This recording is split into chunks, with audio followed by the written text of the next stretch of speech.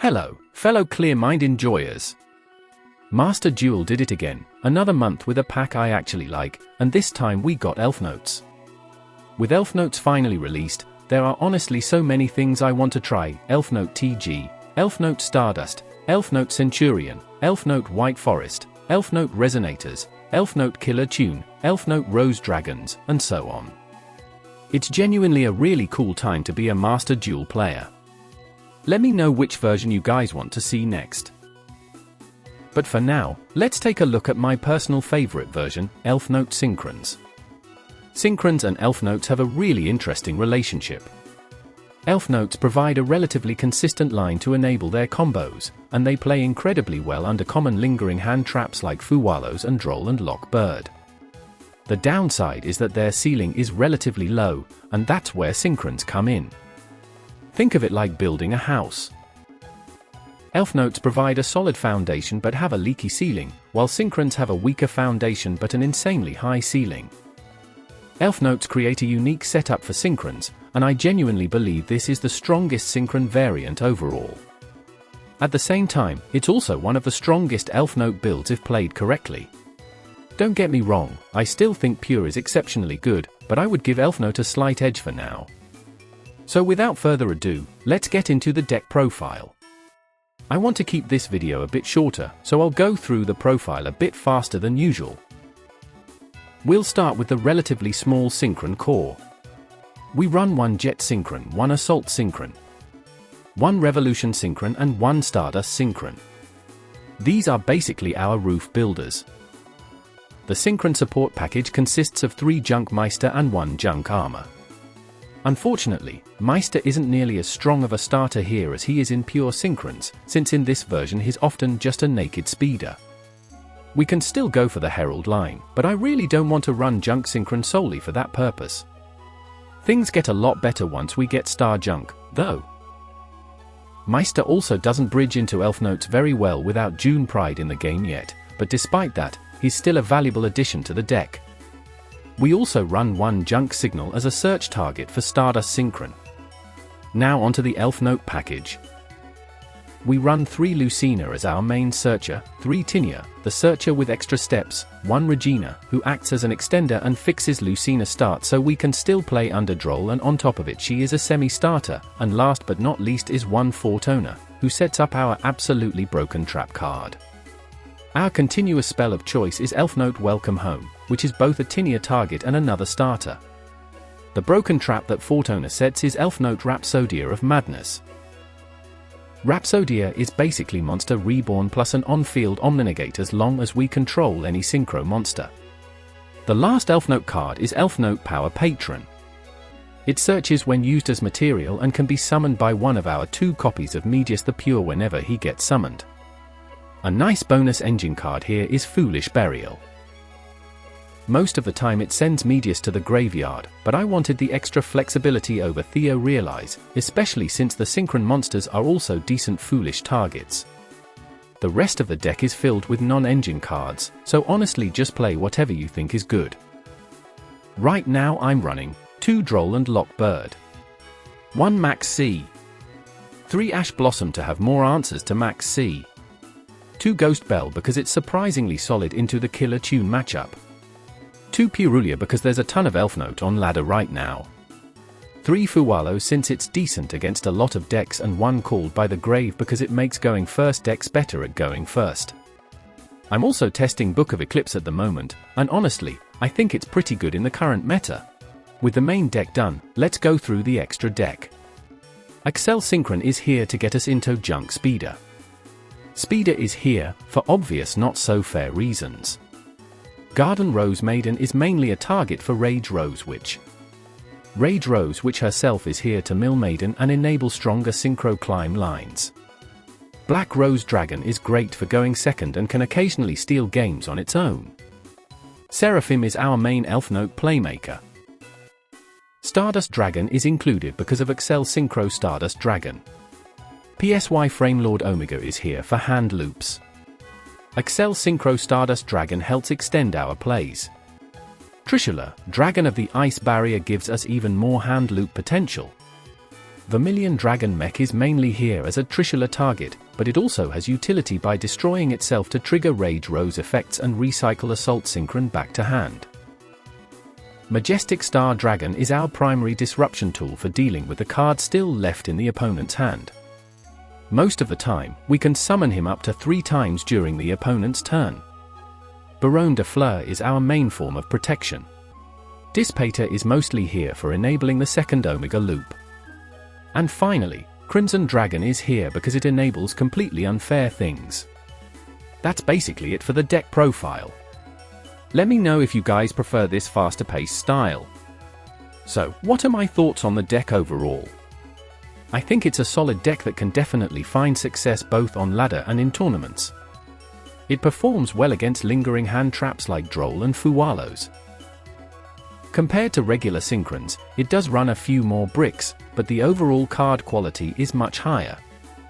Thanks to the easier access to Black Rose Dragon, the deck can also cheese some games going second, especially when you draw Revolution Synchron, which pairs nicely with Meister after searching Junk Signal, or with Medius. The deck will also continue getting stronger throughout the year, though to be fair, the same applies to pure Synchrons.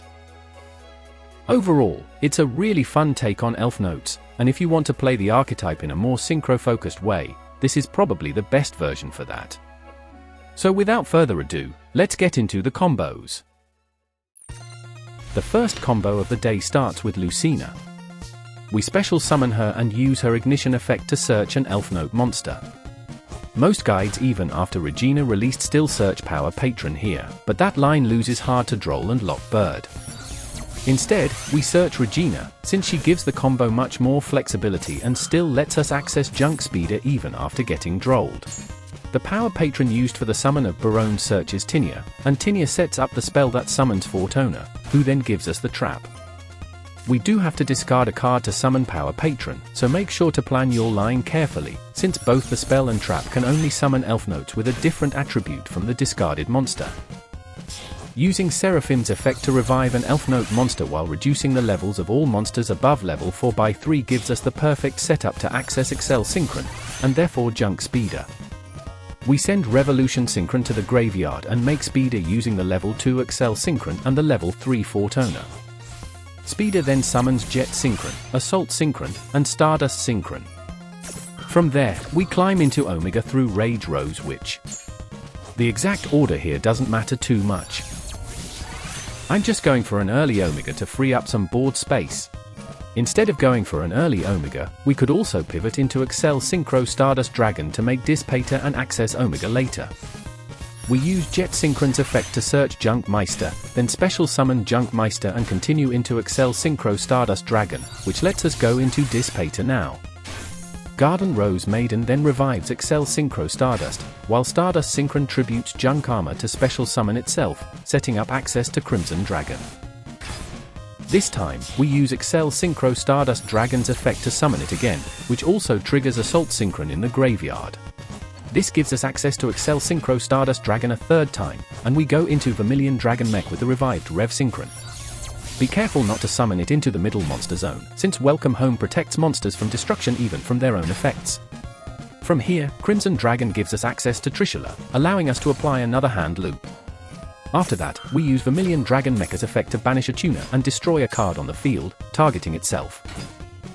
This destruction triggers its floating effect to add a banished tuner back to hand, and also triggers Rage Rose Witch in the graveyard, letting her revive herself. This line gives us a lot of flexibility, since we can still access Omega even through heavy disruption. In the fully uninterrupted line, we also add Revolution Synchron, and since we haven't used our normal summon yet, we can normal summon it to access Crimson Dragon on the opponent's turn. Dissipator then revives Omega, and from there we have options, either go for another hand loop, or leave Omega on field until the standby phase to recycle Assault Synchron back to the graveyard. The second line showcases the Tinia start. In most aspects, it performs similarly to the Lucina start and also doesn't lose to Droll and Lock Bird. Tinia sets up the spell, which then special summons Regina from the deck. We have to send Tinia here because we want Regina in the middle monster zone. Regina then adds Power Patron, and together they allow us to access Baronne de Fleur. Patron searches Fortuna, setting up the same bridge into Junk Speeder as in the Lucina line. The only difference is that we have to send the spell to the graveyard, which is completely fine for us. We access Excel Synchron through Seraphim and then go into Junk Speeder. From here, the line follows the exact same pattern as the Lucina combo, with Speeder summoning the usual targets. For simplicity's sake, let's speed things up a bit from here since we've already gone over how the rest of the line plays out. I'll continue the commentary with the next combo, since otherwise I'd just be repeating everything I already explained during the Lucina line.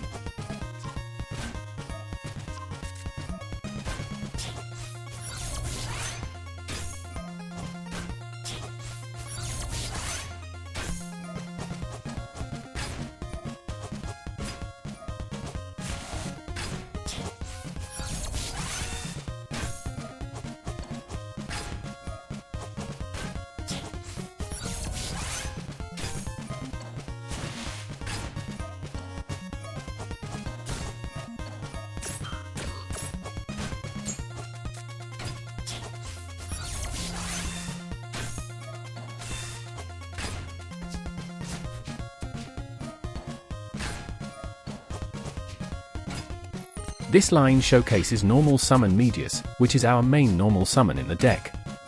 The line requires a few more discards, but it's just as strong as the other starters. Medius summons Power Patron from the deck, and depending on our hand, we can choose where to summon Patron since its position determines what we can access. If we summon it to the middle monster zone, we can access a level 8 Synchro through Patron's effect by increasing his level by 3. But no matter what, don't summon Medius to the middle monster zone. In this case, though, we want to access Excel Synchron to trigger Patron, because from this position we're already threatening Junk Speeder, even if the Patron search gets negated. But before that, we establish our standard Elfnote protection. Unlike the regular Elfnote lines, we also have the trap available here to protect Junk Speeder. This time, Speeder summons Revolution Synchron instead of Jet Synchron, allowing us to access Excel Synchro Stardust Dragon directly. We use it to revive Power Patron and then go into Seraphim.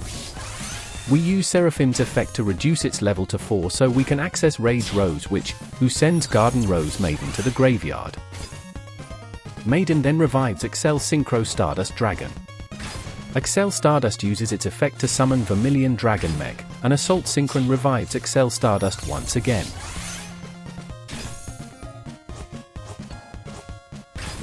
From there, Crimson Dragon tags out into Trishula for another hand loop. Since we haven't used Revolution Synchron's effect this turn, we can summon it and use it together with Trishula to make Dispater. Stardust Synchron then tributes Rage Rose to special summon itself back to the field, and Vermilion Dragon Mech destroys itself once again, triggering both Rage Rose and its own floating effect. This time, Vermilion adds Assault Synchron back to hand.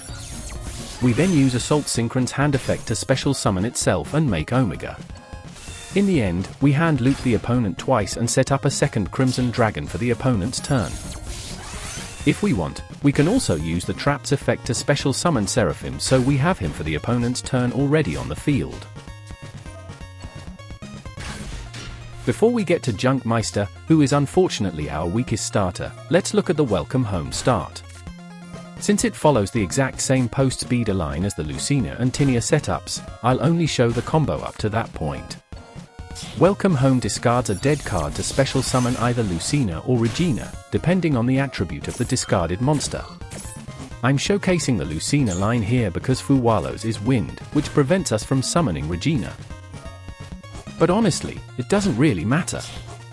Lucina then gets us Regina, and Regina sends the spell to the graveyard to special summon herself. From there, we summon Power Patron and go into Baronne de Fleur. Patron then searches Fortuna, giving us the same setup as all the other Elfnote starter lines. Well, we've reached the point where I have to talk about the one-card Junk Meister combo, and honestly, I really dislike it in this version. The line just feels pretty weak here, but to be fair, it almost never mattered in practice since Meister was usually backed up by Elfnote or Medius. Because of that, I rarely had to rely on the pure one-card line. We could improve it by playing Junk Synchron and the Herald line, which is definitely a valid option, but I really don't want to play Junk Synchron right now. Once Star Junk releases, though, I'll probably switch over to the Herald line. After making an unprotected Junk Speeder, Jet Synchron searches another Junk Meister, which we normal summon and use to go into Rage Rose, which so we at least generate some additional non-tuner bodies. We then summon Excel Synchro Stardust Dragon and revive Assault Synchron, allowing us to go into Dispater. Garden Rose Maiden revives Excel Stardust, and its effect summons Crimson Dragon while simultaneously triggering Assault Synchron in the graveyard to revive itself. Next, Stardust Synchron tributes Rage Rose, and Revolution Synchron revives itself so we can go into Vermilion Dragon Mech. Crimson Dragon then tags out into Trishula, and Vermilion destroys itself, giving us Assault Synchron back to hand while also reviving Rage Rose. This lets us special summon Assault Synchron again and make Omega, giving us a double hand loop. After that, we are forced to use Junk Signal on Trishula to revive Stardust Dragon, make another Crimson Dragon, and pass on that setup. In the end, we essentially finish on 3 disruptions against the 3 cards left in the opponent's hand.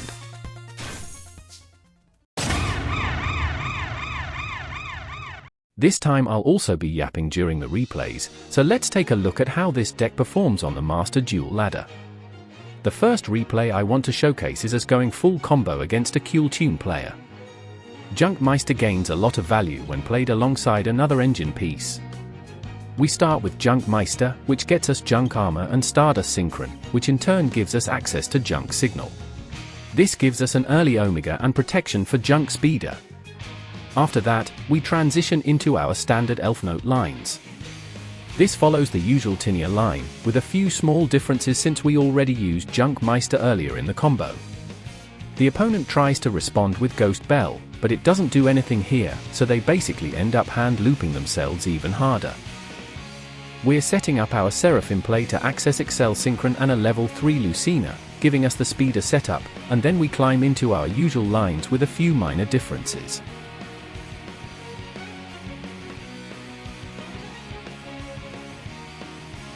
As normal, we go into Rage Rose but since we already have Omega in rotation, we instead pivot into Excel Synchro Stardust Dragon, then into Dispater for another hand loop alongside Omega.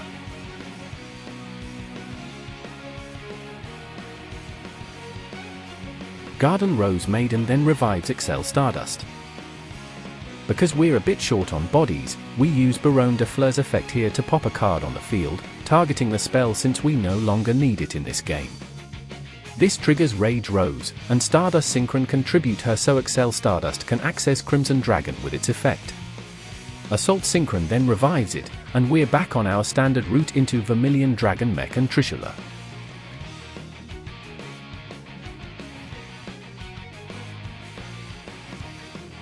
We use Vermilion to recover Revolution Synchron, normal summon it, and go into a second Crimson Dragon.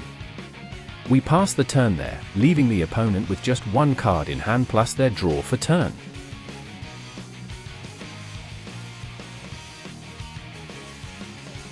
Since we already have more than enough disruption to answer every card the opponent has, and no board breaker can realistically save them here, we can just negate everything on autopilot. We immediately negate the Killer Tune Synchro, and the opponent is forced to pass the turn. From this position, the field is completely open, and we can comfortably push for game with well over lethal on board. In this replay, I want to show that we can often just disregard Fuwalos, because even when we don't fully hand loop, we can still establish plenty of disruption. We're up against Exosisters. This time we start with Lucina instead of Meister. I did that because I felt the delay and wanted to force out interaction before committing into Junk Meister. The opponent drops Fuwalos on the summon of Regina, but we just ignore it for now and continue into Baronne de Fleur as our first layer of protection. Power Patron then searches Tinia for follow-up. In hindsight, I think I could have gone straight for Fortuna here to deny a draw, but I opted for the line with more resources. We then use Meister to get Junk Armor, but instead of Jet immediately, we go into Jet Synchron, since we already have 2 layers of protection in Baronne and Rhapsodia. The opponent then tries to imperm Junk Speeder, but we simply dodge it by sending Speeder to the graveyard. To clean up the field a bit and generate more follow-up, we special summon Seraphim here and then go into Synchro Stardust Dragon. The idea is to set up a triple Majestic Star Dragon line, an Omninegate with Baronne de Fleur, Seraphim as a revival and bounce plus level manipulation tool, and an additional on-field Omninegate via the trap. As bonus layers, we also have Book of Eclipse, Max C, and Regina, so we're safe even if the opponent somehow ends up with 10 cards in hand. At this point, I saw it was Exosisters and I immediately knew the game was won. The deck just doesn't really have a way to establish a board under a triple Majestic Star Dragon setup that can continuously clear their field. The opponent tries to go for Michaelis to improve their situation, but Majestic Star Dragon negates it and destroys it on resolution. Once they realize they can't break through the board state, they eventually just scoop the game. Well, the Exosister bullying continues in this replay.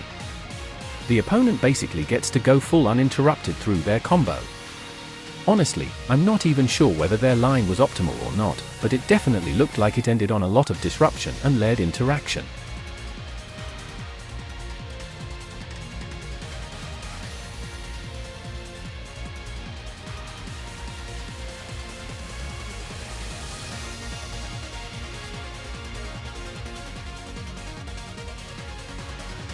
We start our turn with Book of Eclipse, but this replay also showcases one of the weaknesses of the card, Ash Blossom. At that point, we basically have to rely on the opponent not recognizing that 6+1 setup into Black Rose Dragon. We special summon Tinia, but intentionally don't use her effect so the opponent has less reason to interact with her. Then we normal summon Jet Synchron. The moment the opponent passed priority back to us, I already knew Black Rose Dragon was going to win the game. I originally only wanted to showcase 3 replays, but this one just felt too good not to include. We're up against Hero, and once again we have to play through Fuwalos. The opponent uses Ash Blossom on our Lucina start, but we can still normal summon Stardust Synchron, search Junk Signal, and summon Baronne de Fleur. Since we already have Junk Meister in hand, we can safely go for Junk Speeder with 2 layers of protection behind it.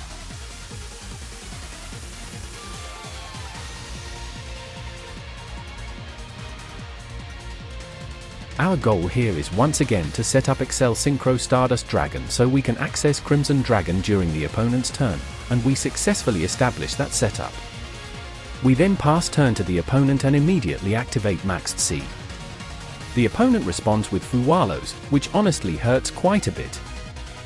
At this point, we know we're playing against Hero. As soon as the opponent activates a Hero Lives in the main phase, we use Synchro Stardust Dragon's effect to go into Crimson Dragon and summon Majestic Star Dragon. The opponent tries to stop this with Forbidden Droplet, but one of our set cards is Rhapsodia. Unfortunately, we have a valid target in the graveyard, allowing us to negate the droplet. Thankfully, I know the hero matchup pretty well, so I understand the important interaction points. Though honestly, I completely missed that Stratos was attempting to destroy the back row. In hindsight, negating Shadow Mist with Baronne de Fleur was probably a mistake, since we could have just waited for Mass Change and negated that instead. The opponent then follows up with Miracle Fusion into Thunder Giant, which we are forced to negate. Assault Synchron then brings back Majestic Star Dragon. At this point, the opponent is slowly running out of gas.